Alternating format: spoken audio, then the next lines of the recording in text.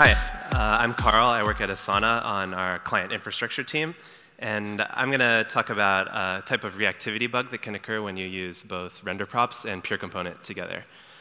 So as a motivating example, let's look at Asana's timeline view. So we have a timeline view that displays a collection of tasks kind of laid out in a timeline. And we also have a view that displays a collection of projects laid out in a similar timeline. And those two views share a lot of logic related to the layout that is kind of agnostic to what we actually display in those cells. So render props are a good way to organize the code in a situation like this. We have a task-specific sort of task timeline component that delegates to this timeline layout component for the shared logic and passes it a function as a prop to decide what to actually render inside each cell. And similarly, we can have a project timeline that does the same thing but has completely different sort of arbitrary control over what it renders for a project cell. And one thing to point out here is that the shared components or the shared layer in this architecture can consist of not just one component, but many components. So in this case, we also have TimelineCell components that are part of the logic that's shared between the task situation and the project situation. And the reason I guess I'll get to that in a minute. But so yeah, the yellow things here are sort of the specific components, and the gray things are the shared ones. And so that's the task version. This is the project version. The shared components can do their own sort of interactions in terms of state management. So an example here is the timeline layout component could have some state about which cell is selected, and then pass an isSelected prop to each of the timeline cells. And so when the selection changes, there are only at most 2 of these timeline cell components that actually will receive a new value for the isSelected prop. And those are the only ones that really need to update. It would be wasted work to update all the other ones. And so this is where PureComponent comes in. It will basically allow us to skip the update of an entire React subtree when props and state don't change. And that uses sort of a shallow equality of each prop and state value.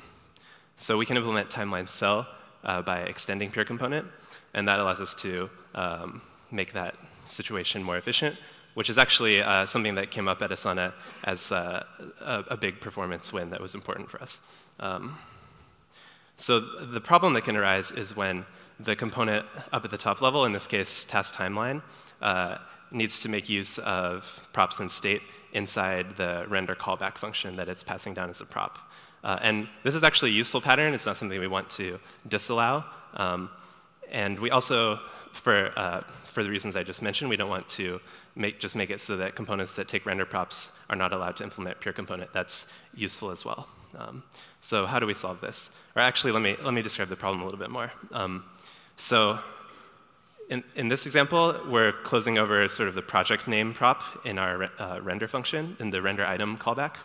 And when the project name changes now, we're not actually passing that project name as a prop in this middle layer between timeline layout and timeline cell. We're just passing down a reference to the same exact render function that was created once when the task timeline component was constructed. So basically, there's no way for the timeline cell component to know here that something changed because it's hidden by this closure. And so the effect to the user in this situation is that the project name is being changed, but you don't see it being changed in the timeline task cells. The solution we've come up with is simply to not bind this at component construction time. So this is at the top level when we're defining these render callbacks.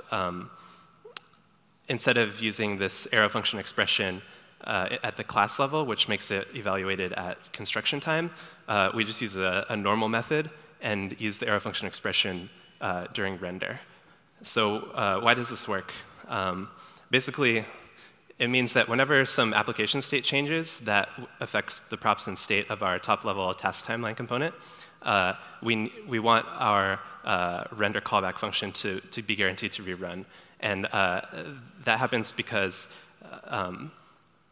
React will guarantee that our main render function runs, and then when our main render function runs, we'll evaluate that arrow function expression and create a new render prop, and then that gets treated as distinct by all the pure components that might be looking at it, and so we get re-renders all the way down to where the function is called, and then when that function runs again, it sees our updated props in state, and everything works the way we want. So that's all I had for now. There's a little bit more I wanted to say about this that didn't fit in the 5 minutes, but happy to chat with anyone who's interested. Thanks.